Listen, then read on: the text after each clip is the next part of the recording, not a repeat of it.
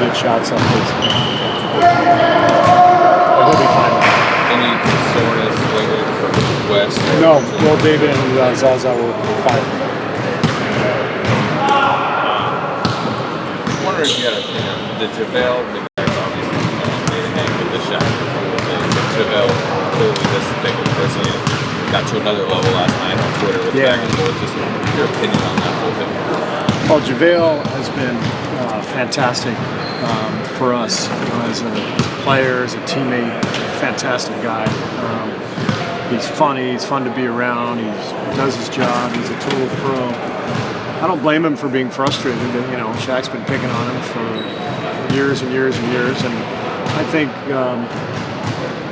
JaVale, rightfully so, probably gets frustrated. You know, it's like it never ends. You know, and it's one thing to just have a little fun, but I think you can go a little bit over the top. And, so it's one of those things, and you know, you think about JaVale's career. I mean, when you're in this position where somebody on national TV is making fun of you night after night, it's not the greatest thing for your reputation. I can tell you, I had a preconceived notion of JaVale before he got here that turned out to be totally false, and a lot of that was because of what goes on with Shaq and the Fool.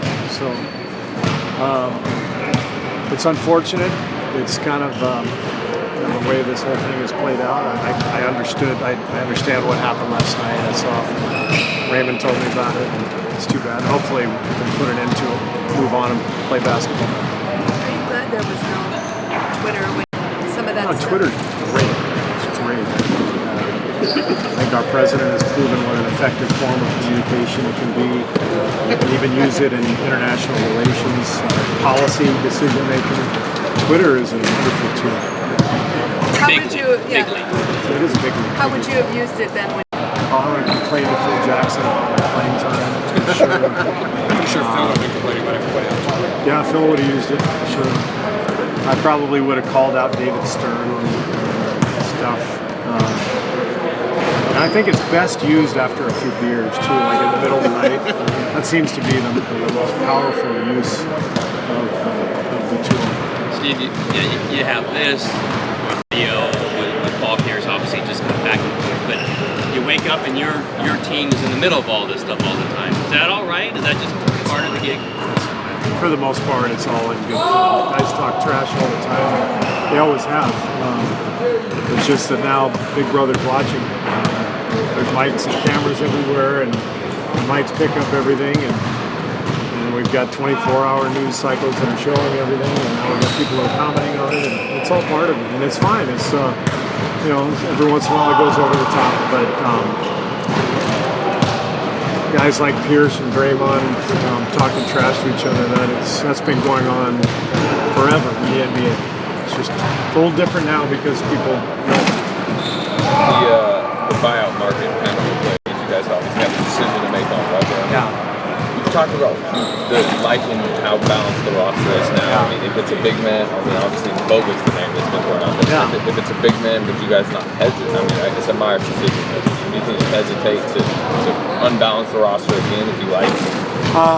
Yeah. I mean, we were in a difficult spot for several months of the season, whether through injury or blowout situation where we had an unbalanced roster. We had a surplus of bigs, and not enough guards, and I like the way that has played out here the last few weeks, where we're more able to put together a lineup that makes sense in different situations. So I don't anticipate going back to having an overload of bigs.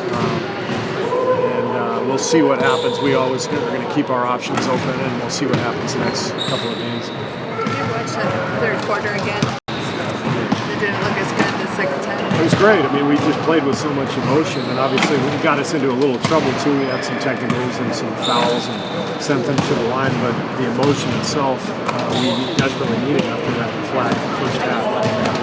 So it was great to see the intensity. How do you get juiced up like that via a Draymond near ejection? How do I get? No, how do you think the team can? That was the jolt of life needed. Yeah, necessarily want to always have it happen. Like Yeah. Well, that's kind of what I was talking about last night.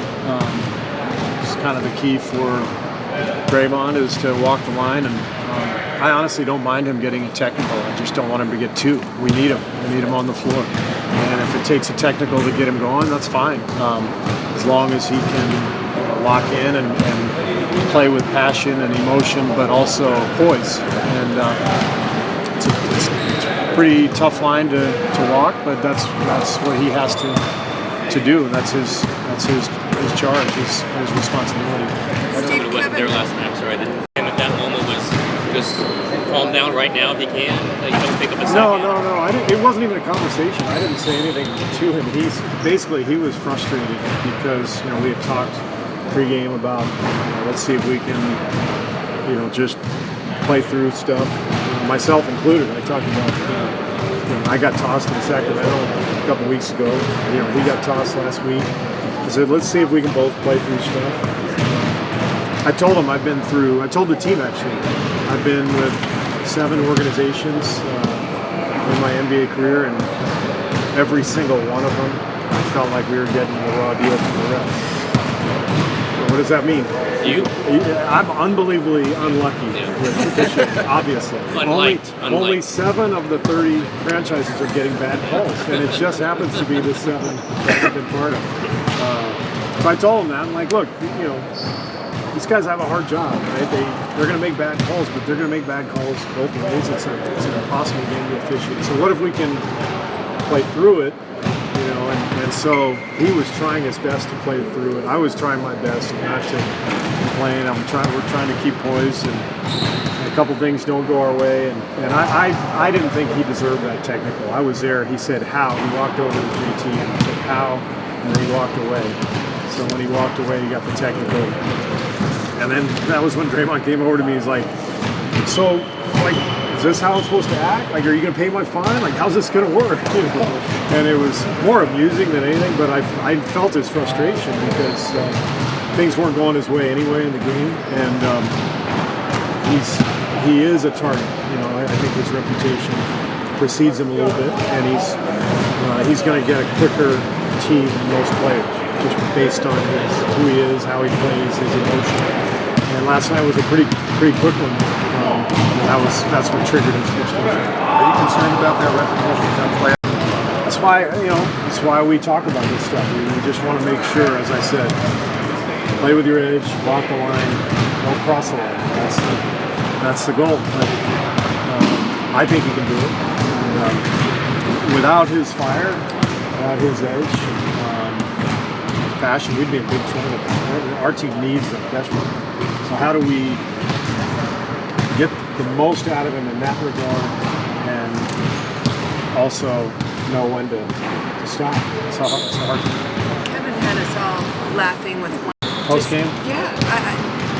Maybe I didn't know that he was quite that funny. And when did you realize he was a pretty good jokester or comedian? Oh, early on. Yeah. I mean, obviously we're together every day. He's got a good sense of humor. He fits right in with the group, for sure.